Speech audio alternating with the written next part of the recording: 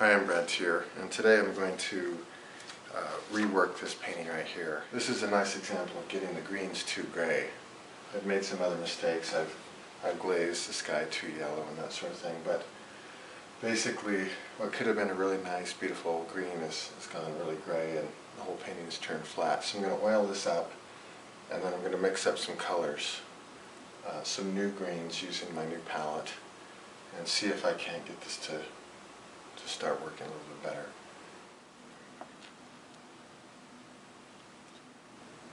That's a yellow shade. Now into this basically grayish green mixture I would have added ultramarine blue and cadmium yellow pale. Now both of these together make a nice green, but it's a very high chroma green, so by adding the yellow pale it would lighten the color and warm it, but it would also saturate it, and by adding the blue it would saturate it on the low end. So I was kind of like counteracting the grayness of this mixture by adding these two primary colors back in.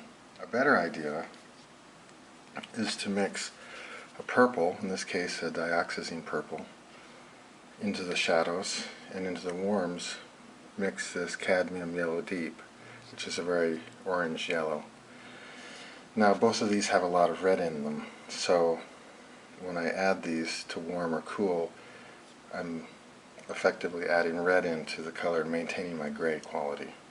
I'm also going to add this naphthol red, which is a very potent red, but it looks a lot like cadmium red.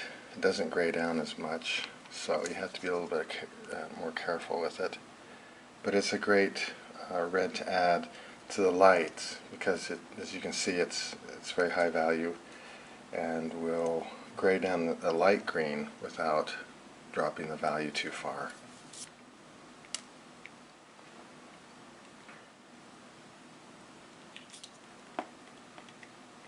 Purple. One more color I'm going to add is titanium white. I don't use a lot of it, so I'm just going to put it over here on the edge. But I use that to cool the yellows quite a bit. Sometimes if you put the yellow in just straight, it'll be too hot, so I cool it down by adding some white to it. I've oiled up my canvas with a little bit of G-gel, and I'm ready to mix my basic colors. Phthalo green, yellow shade. I just did a little white to bring out some color. You don't want it to be black. And at this end, I might add a little bit more red. Okay, that's fairly black green, which is a fine base, not a problem.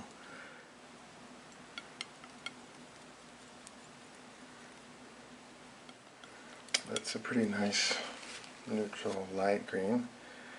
Now I need some green with a little bit of cool in it. So add some purple. Now that really makes that rich. It's a little hard to see in the video here, but that's getting to be a nice, rich. Well, that's a very high chroma green. Add to it.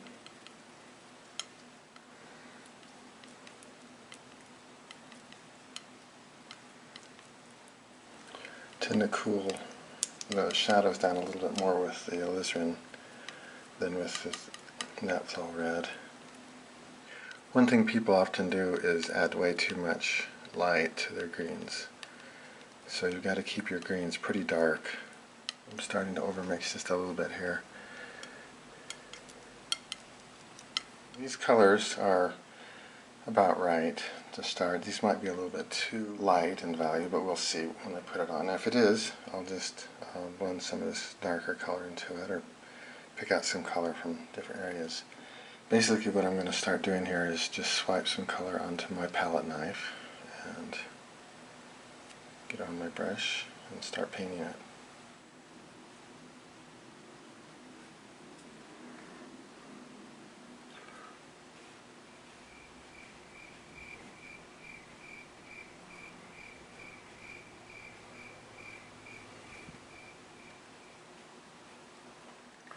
I'm adding little bits of blue and purple to this color just to modify the color I've mixed, because I'm finding that the color is just a little too overmixed. Adding a little bit more white to some of my lights here. And I'm lightening up some of this purple to put on the back side of the tree to just kind of soften that line just a little bit. It's too hard, so I need to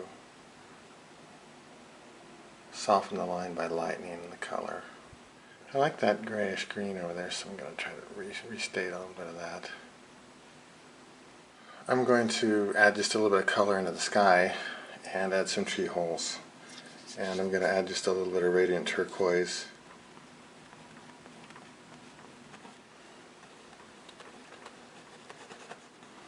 And start to add some sky holes here. Well, generally speaking, sky holes are a little bit darker than the actual sky because the light coming through them is not going to be as pronounced. So you have to be careful that you don't get them too light.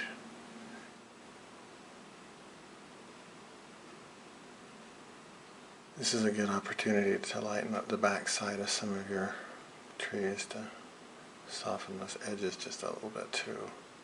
I'm going to add some branches, and I've added just a tiny bit of Gamsol to this solution so that the paint will come off the brush just a little bit easier. Now sometimes the paint will want to come off a little thick towards the top like that one did, and you can go back and kind of sculpt it, but if you're really afraid the paint's coming off thick and then you want to taper it off, you can put your brush down like this and pull off the paint like that, and you get a better thick to thin stroke.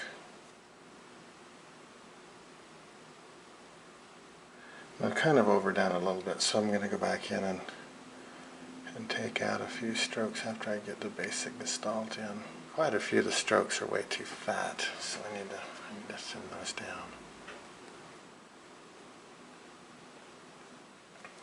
I think it's always better to get the shape right in the first place instead of go back and fuss with it, but sometimes you just can't do it.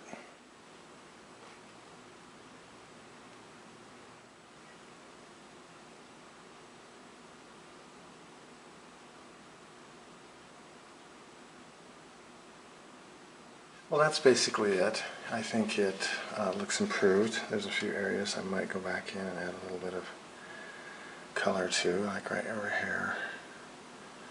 But overall, I think it looks good.